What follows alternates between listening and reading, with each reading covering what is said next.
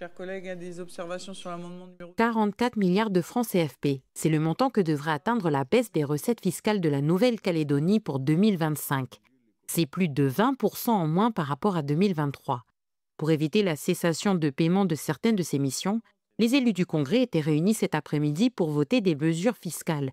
Première d'entre elles, des prélèvements de centaines de millions dans certains établissements pour financer l'agence sanitaire et sociale. Un certain nombre de crédits ont été prélevés donc sur, d'une part, l'agence de la desserte aérienne, d'autre part, le port autonome, également l'agence pour le remboursement de la dette Covid, mais aussi le FER, le fonds anti-pollution, et enfin le fonds de l'eau partagée.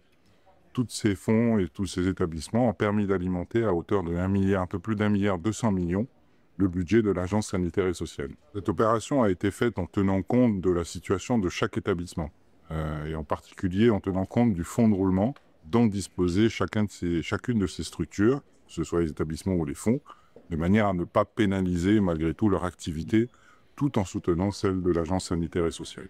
Autre mesure pour dégager des crédits à la Nouvelle-Calédonie, la suppression d'exonération de TGC de certains secteurs. Livres, protection hygiénique ou encore prestations de formation professionnelle, désormais une TGC de 3% sera appliquée.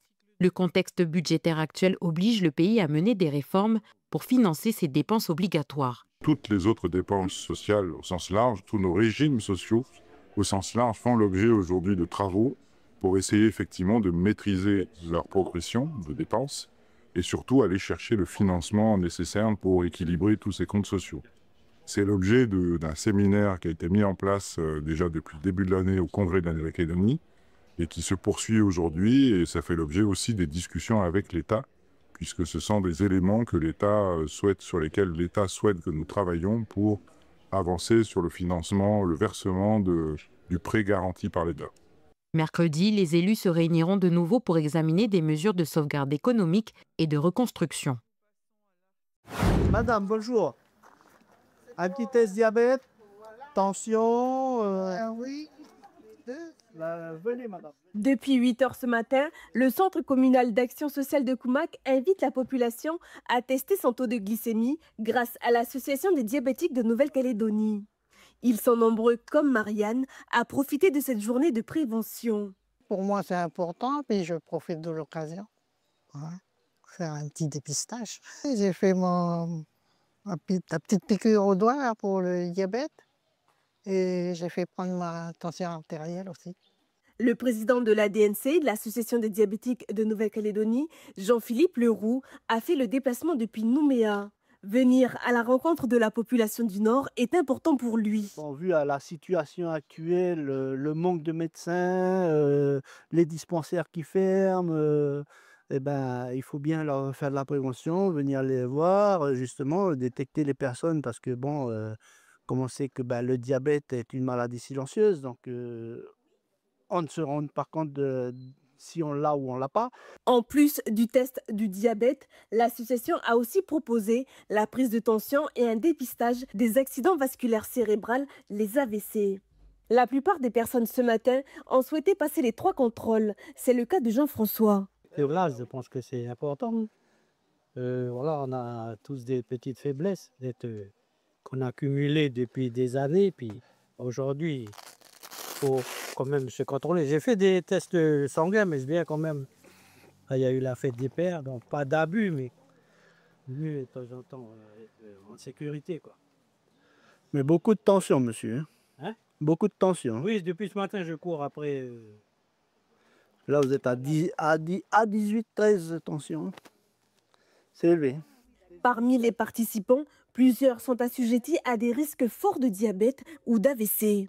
Par la suite, moi, je leur donne le petit papier avec le résultat et qu'ils aillent voir leur médecin avec, justement, pour faire un contrôle à jeun, une prise de sang, parce que le taux il est très très élevé. On a vu ce matin plus de 3 grammes, donc c'est des taux très élevés. Donc, parce que le diabète, à partir de 1,25, au-dessus d'1,25, on est diabétique. Donc, La région Pacifique est gravement touchée par cette maladie chronique et silencieuse. En 2025, au pays, selon l'Agence sanitaire et sociale de la Nouvelle-Calédonie, plus de 16 000 personnes sont aujourd'hui atteintes du diabète. On avait fait les centenaires de l'église en 1989. Et ce qui veut dire qu'en 1889, l'église a été inaugurée.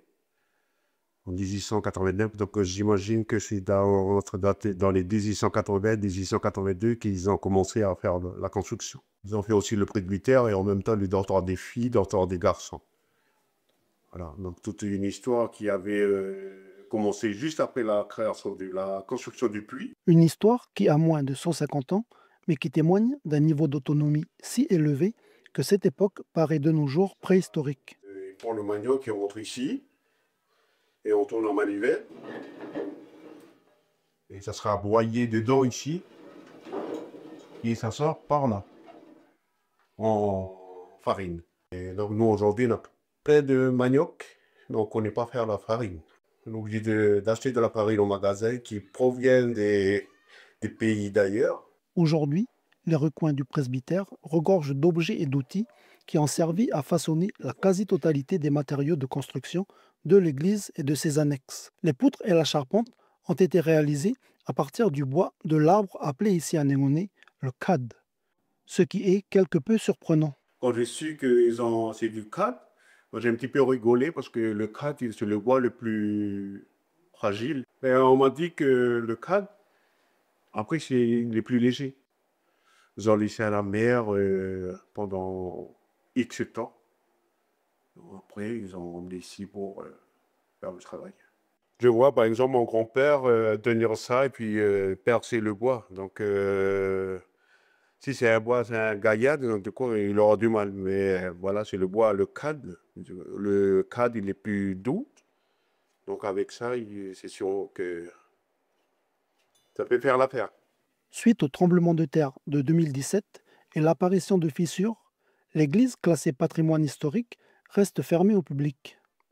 La paroisse s'inquiète de la préservation de ces bâtiments et celle de tous ces objets qui ont marqué un tournant dans l'histoire de l'île. La paroisse avait pensé à en vendre une partie à des musées ou des collectionneurs. Discutons avec le service du patrimoine de la province, donc vers de nos moments, on a préféré les garder. C'est la grande question. Comment les entretenir, comment les faire en sorte que ça perdure dans le temps. Dans cette démarche de préservation et de partage, les 8 tribus du district de La Roche s'ouvrent aux visiteurs lors de la semaine du patrimoine qui débute le 3 juillet.